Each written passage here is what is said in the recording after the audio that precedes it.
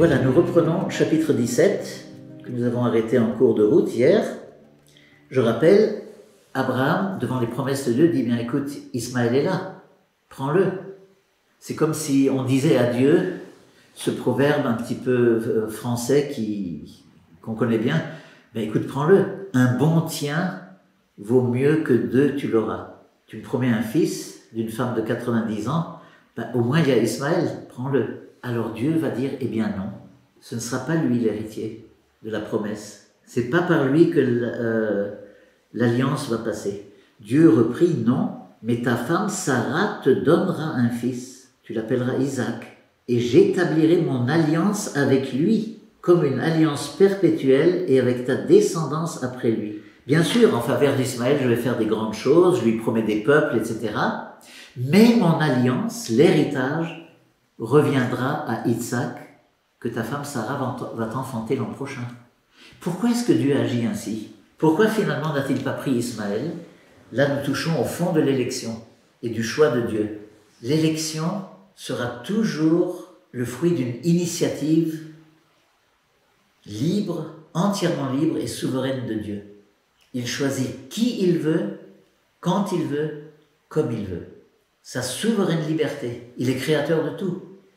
Il ne saurait être contraint par des lois qu'il a lui-même établies, bien sûr, mais lui ne peut pas être contraint par ces lois. Des lois biologiques, comme ici, à cause de l'âge d'Abraham et de Sarah, et plus tard des lois ou des coutumes, disons, culturelles, lorsqu'il s'agira du choix du cadet plutôt que par rapport à l'aîné, Ésaü et Jacob. On y reviendra plus tard.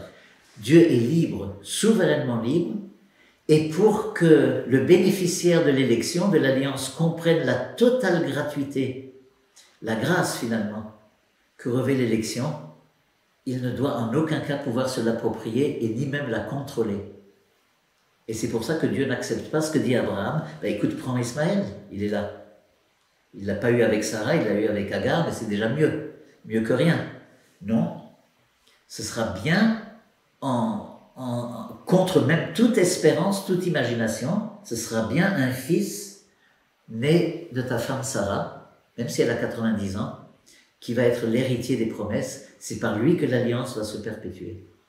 C'est comme ça que Dieu agit. La liberté souveraine et la puissance souveraine qu'il déploie dans l'élection et le choix, et qui se fait en dehors de toute forme de contrainte par rapport au créé. Et c'est ça l'élection. On ne doit pas pouvoir mettre la main dessus. À plusieurs reprises, Dieu va agir ainsi. Aussi on y reviendra, mais pour l'élection de David, par exemple, fils de Jessé, lorsque Samuel va chez Jessé, eh bien qu'il fait venir tous les fils, quand il voit le premier qui est grand, beau et fort, il dit ça va être celui-là. Dieu lui dit non. Et finalement, c'est le petit dernier, le plus négligé, le cadet, qui n'était même pas dans la maison de Jessé, mais qui était dans les champs en train de garder le troupeau. Eh bien, Samuel dit, bien écoute, fais-le venir.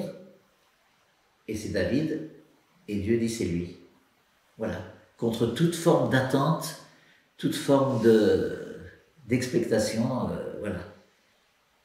Nous continuerons sur le thème de l'appel d'Abraham et de la vocation d'Israël à partir de demain.